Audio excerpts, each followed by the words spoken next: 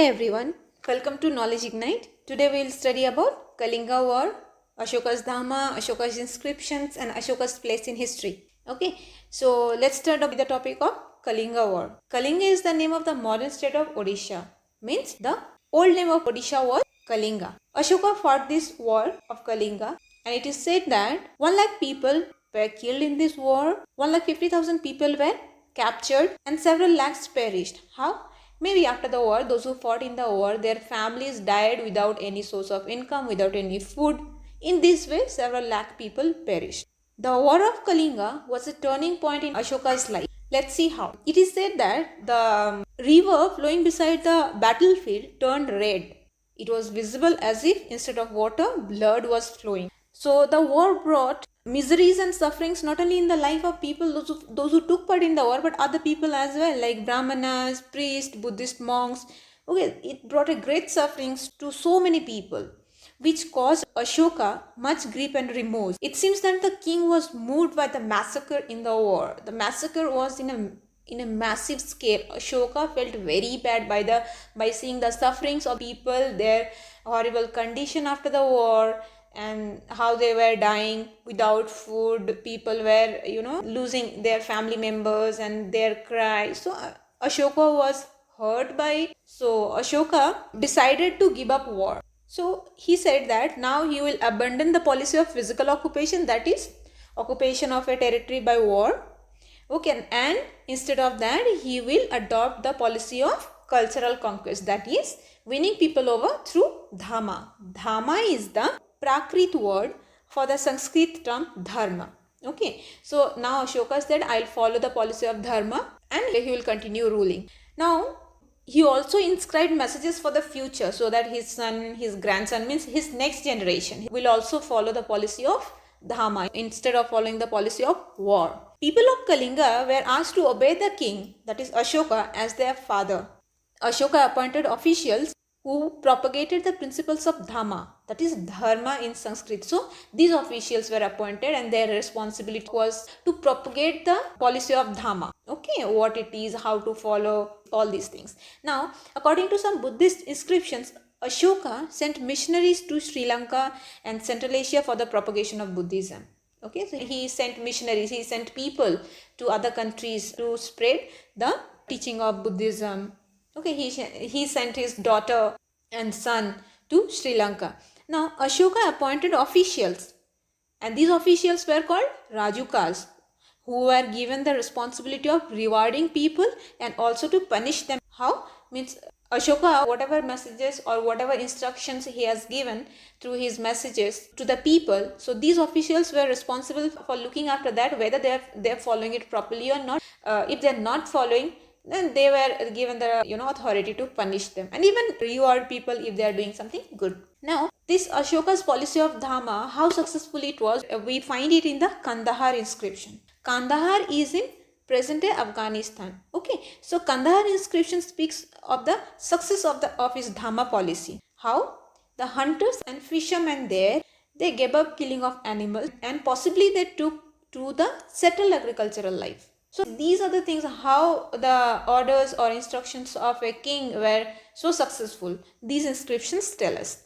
Ashoka was the only king in history who gave up war for the conquest of any territory, and he ruled very successfully. His kingdom was huge. His kingdom extended till Afghanistan, and after this war of Kalinga, he never fought any war. Okay, though he had sufficient resources, he also maintained a huge army, but he never fought any war, but still he maintained this huge kingdom very successfully. Now, after this battle of Kalinga, Ashoka converted to Buddhism.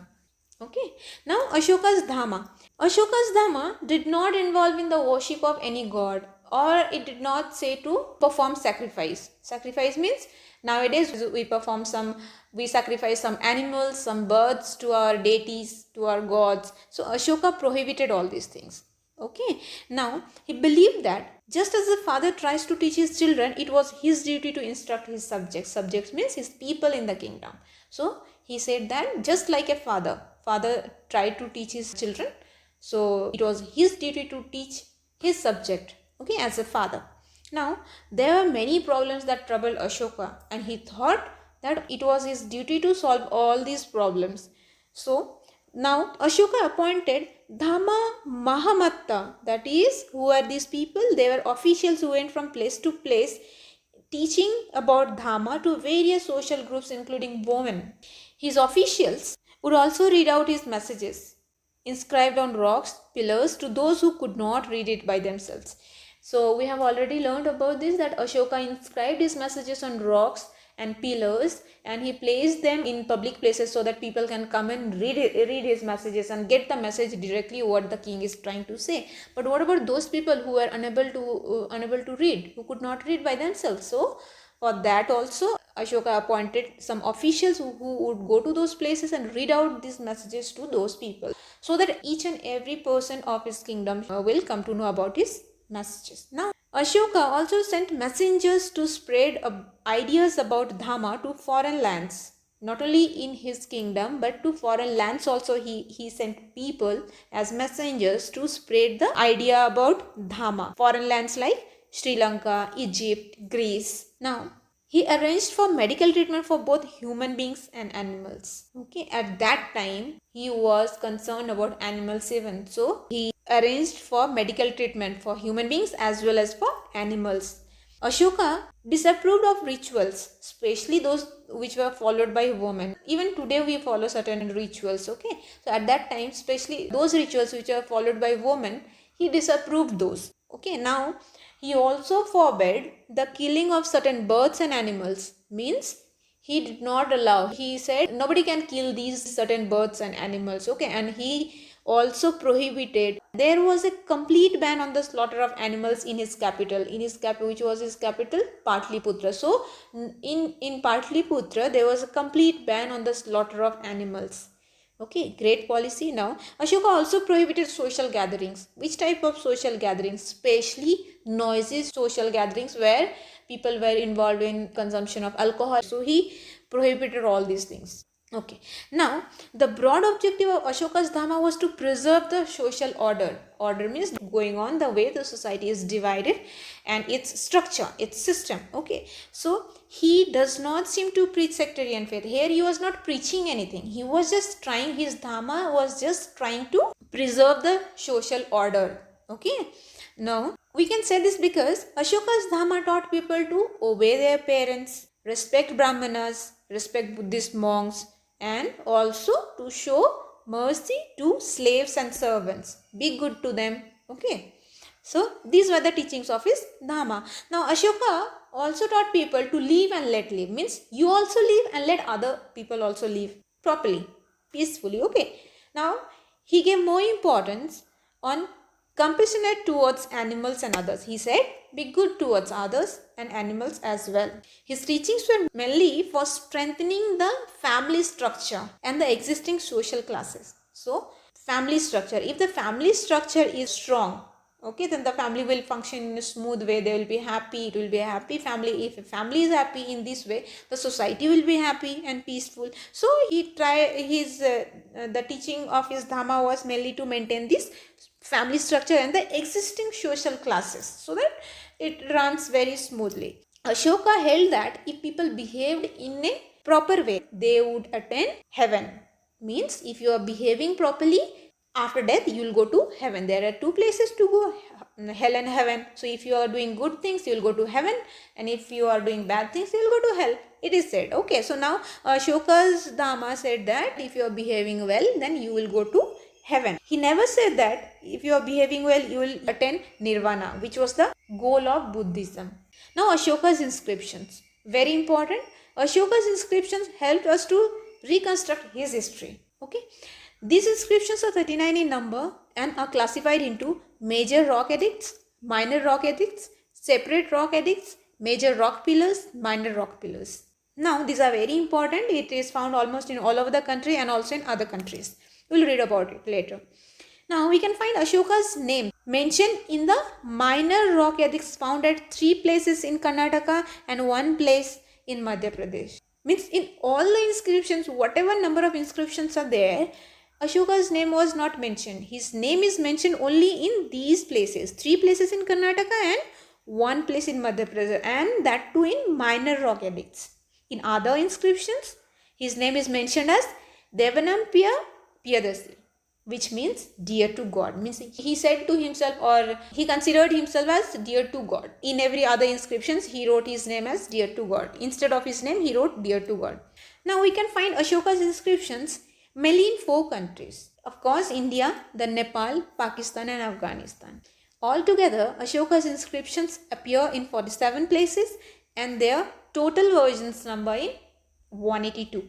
Here are the Ashoka's inscriptions list where they are found, and this is the map. So in this map, the everything marked in red are places where Ashoka's inscriptions were found, and places marked in black are important cities during his time. So important cities during his time were, of course, Patliputra, his capital, then Takshila and Ujjain. So let's see the inscriptions found in India and other countries. In India, inscriptions were found in Uttarakhand's Kalsi, then Topra in Haryana. In Delhi, it is found in Ferozshah Kotla near Hindurao Hospital and Srinivaspuri. In Uttar Pradesh, it is found in 4 places like Meerut, Kausambi, Sarnath and Gujarat. In Madhya Pradesh, it is found in Sanchi, Rupnath, Panguraria. In Gujarat, it is found in Girnar. In Maharashtra, it is found in Sopara. Karnataka, it is found in Maski, Sannathi, Brahmagiri. Brahmagiri, very famous. I think everybody has heard about it. Now, in Andhra Pradesh, it is found in Yaragiri. In Odisha, it is found in Jogada. In Bihar, it is found in Rampurva, Lauria, Araraj. Now, let's see in other countries. In Pakistan, it is found in Maneshra, Sahwazgiri. In Afghanistan, it is found in Lampaka and Kandahar. Kandahar inscriptions we have already read. Now, in Nepal, it is found in Lumbini. Okay, so now Ashoka's place in history. Many people believe that Ashoka's policies ruined the Mauryan Empire, but it is not true. Ashoka has great achievements to his credit. Okay, he was a great missionary ruler who not only achieved in his motherland but also in foreign lands. Ashoka unified the country, okay, bound it by one dhamma, one language and one script. What was that language? It was Prakrit and the script was Brahmi. Brahmi was the script which he used to write most of his inscriptions, but he also respected other inscriptions as well, like Kharoshthi, Aramaic and Greek. He also gave special importance to languages like Greek and Sanskrit. Ashoka respected other religions and followed a tolerant religious policy. Okay. Now he respected all other religions as well. He is known more for his policy of peace, non-aggression and cultural conquest. But this is only after the battle of Kalinga. He adopted this policy of peace. Okay, so he is known more for his policy of peace, non-aggression and cultural conquest. Though Ashoka possessed sufficient resources and also maintained a huge army, he did not wage any war after the Kalinga war. So we can say that Ashoka was far ahead of his time and generation. How? At that time, when people were eager to conquer more and more, add to their territories, add to their kingdom, and it was possible by the policy of war only. But Ashoka at that time, he took the risk of giving up war, and then also he maintained such a huge kingdom. So we can say that he was ahead of his generation. At that time, nobody thought of giving up war. Okay, so he gave up war and he was far ahead of his time and generation. Thank you for watching. Keep studying. Stay blessed.